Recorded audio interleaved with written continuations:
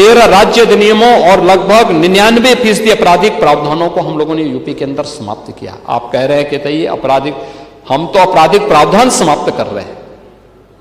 आप पता नहीं गैंगस्टर से इतने भयभीत क्यों हैं। गैंगस्टर तो वैसे भी अब 3 नए कानून लागू होने के बाद तो उसकी प्रासंगिकता बहुत न्यूनतम रह गई है। 17 के पहले 1947 से लेकर के 17 तक कुल 14,000 कारखाने थे और इन आज 8.5 वर्षों में इनकी संख्या बढ़कर के 31,000 से ज्यादा हुई है। Industry first and investor first approach के कारण उत्तर प्रदेश आज वैश्विक निवेशकों के लिए एक सुरक्षित, स्थिर और विश्वसनीय गंतव्य के रूप में सामने आया है। एमओयू केवल कागजों तक सीमित नहीं है। ग्राउंड ब्रेकिंग से लेकर के उत्पादन और व्यापार रोजगार सृजन तक ठोस परिणाम, और पिछले 8-8.5 वर्ष के अंदर ये जो 50 लाख करोड़ रुपए के निवेश के प्रस्ताव आए हैं, इन 50 लाख करोड़ रुपए के निवेश के प्रस्तावों के माध्यम से 60 लाख से अधिक नौजवानों को प्रत्यक्ष और अप्रत्यक्ष रूप से रोजगार यूपी के अंदर ही प्राप्त हुआ है। आज आप पूछिए ना देश के उन राज्यों से जहां यूपी का नौजवान पहले जाता था, आज वहां पे काम करने वाले लोग नहीं मिल रहे हैं, क्योंकि यूपी के व्यक्ति को यूपी के अंदर प्राप्त हुआ है। और अभी जो हम लोग एक नई स्कीम लेके आए हैं, बजट में भी प्रावधान किया गया, हम उसमें बजट पे बोलेंगे। लौह पुरुष सरदार वल्लभ भाई पटेल एम्प्लॉयमेंट जोन, उसी जिले के अंदर स्किल डेवलपमेंट से लेकर के एम्प्लॉयमेंट की गारंटी उसी जिले के अंदर उपलब्ध करवाएंगे नौजवान को। कोई भी 8 पास नौजवान हो या फिर कोई टेक्नोक्रेट हो, उसी जिले के अंदर उसे प्राप्त होगा। अभी आपके एक विद्वान सहयोगी कह रहे थे, दुर्गा प्रसाद यादव जी कह रहे थे कि आउटसोर्सिंग की डकैती, सबसे बड़ी डकैती आउटसोर्सिंग के माध्यम से और उसके माध्यम से शोषण करने वाले जितने भी उसके आउटसोर्सर हैं, वे सब समाजवादी पार्टी से जुड़े हुए हैं। शोषण करने वाले जितने हैं, अरे अब मैं नाम गिनाना शुरू कर दूंगा, आप चले जाइए अरे इसीलिए हमने कॉरपोरेशन अब बना दिया है, और कॉरपोरेशन के माध्यम से हम लोगों ने गारंटी दी है कि आउटसोर्सिंग से काम करने वाले नौजवान को 16,000 से 20,000 रुपए डीबीटी के माध्यम से गवर्नमेंट सीधे उसके खाते में भेजेगी। उसके खाते में पैसा जाएगा।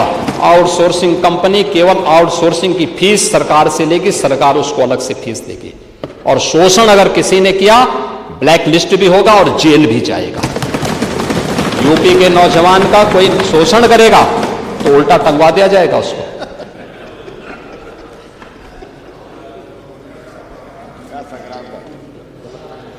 और इसीलिए अब यूपी एमएसएमई और स्टार्टअप के एक नए हब के रूप में स्थापित हुआ है। यूपी ग्लोबल इलेक्ट्रॉनिक्स और आईटी हब के रूप में एक नई पहचान बना रहा है।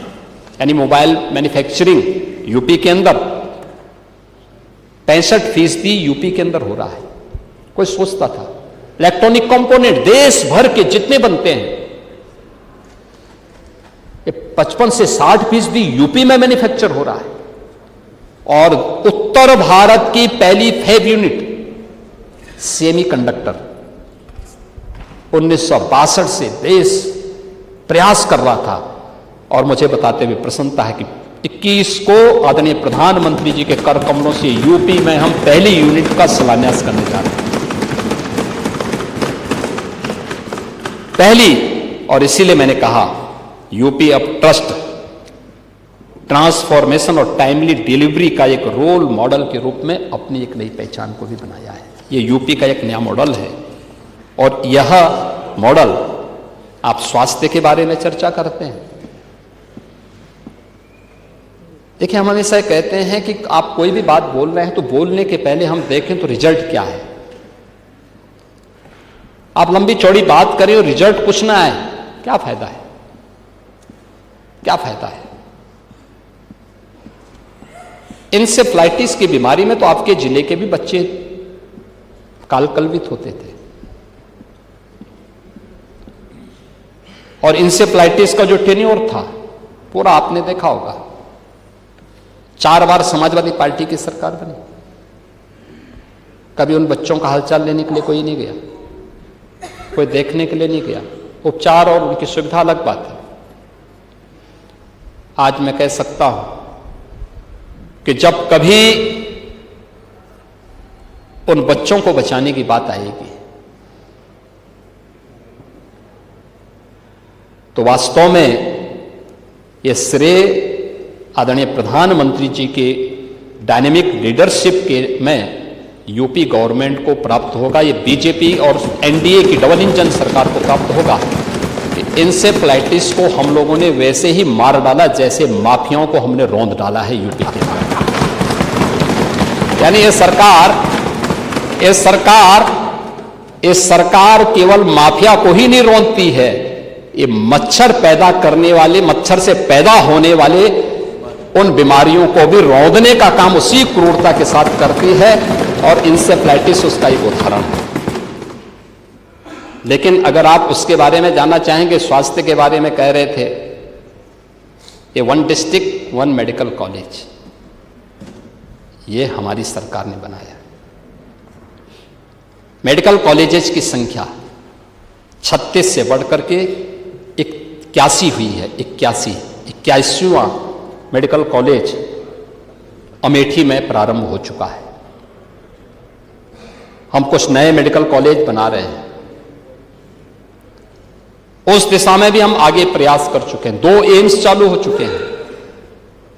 सुपर स्पेशलिटी के कुछ नए उन मेडिकल कॉलेजेस में सभी सुविधाएं प्राप्त हुई हैं। और डायलिसिस की बात कर रहे थे, डायलिसिस हर जिले के अंदर फ्री में डायलिसिस की सुविधा उपलब्ध है, हर जिले के अंदर है। 5,46,00,000 आयुष्मान के गोल्डन कार्ड यूपी ने जारी किए हैं।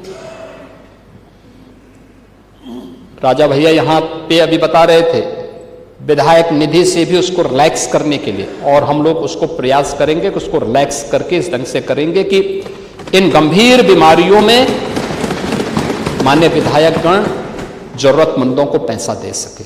यद्यपि मेरे पास कोई भी विधायक सिफारिश करता है, हम लोग बिना किसी चेहरा देखे हुए उसको पैसा उपलब्ध करवाते हैं। कोई ये नहीं कह सकता कि किसी की जाति, किसी का मत, किसी का मजहब देखा गया है। हर जरूरतमंद को पैसा मिलता है और हम उसके साथ खड़े होते हैं, उसको देते हैं। आईसीयू और आप कह रहे थे ना,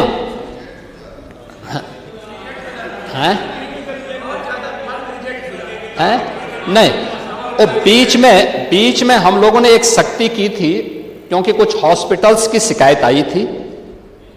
उस हॉस्पिटल्स की शिकायत में जब यहां पांडे जी ने भी यहां पे मुद्दा उठाया था, तब मैंने इसकी जांच कराई थी। लेकिन हम लोगों ने उन हॉस्पिटल्स को उससे बाहर किया, लेकिन जो मामले पेंडिंग थे उन सबको फिर से हम लोगों ने धनराशि उपलब्ध करवाई। नहीं, ऐसा नहीं, लिमिट नहीं किया गया है। हर जरूरतमंद को बिना भेदभाव के हम पैसा उपलब्ध करवा रहे हैं। हां, एक चीज जरूर हमें भी देखना चाहिए कि प्राइवेट हॉस्पिटल्स के मनमानेपन को रोकना पड़ेगा। CGHS का जो रेट है उसके अनुसार अगर सरकार पैसा दे रही है तो उनको भी कुछ रिलैक्स करना होगा, और सरकार उसमें बाकी भुगतान उपलब्ध करवाएगी, हर जरूरतमंद को उपलब्ध करवाएगी। क्योंकि पैसा न मेरा है न खन्ना जी का है, ये पैसा प्रदेश की जनता का है और ये पैसा उसको प्राप्त होना ही चाहिए। आपने पैरामेडिक्स की बात की। देखिए, पैरामेडिक्स में हम लोगों ने एक